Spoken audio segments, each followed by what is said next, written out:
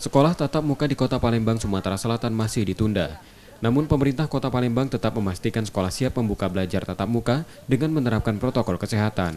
Salah satunya SMP Negeri 1 Palembang. Di sekolah ini sejumlah prosedur disiapkan. Siswa dan guru wajib memakai masker dan mencuci tangan selama di sekolah. Fasilitas cuci tangan disiapkan pada pintu masuk.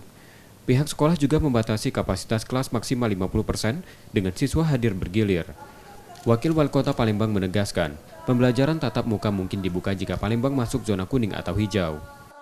Segala sesuatu sudah dipikirkan dari Dinas Pendidikan sendiri, bagaimana penerapan kalau seandainya nanti, bukan sekarang ya, kalau seandainya nanti Kota Palembang sudah masuk ke zona hijau atau zona kuning, maka sudah bisa melaksanakan sekolah tatap muka. Tapi kalau untuk sekarang belum.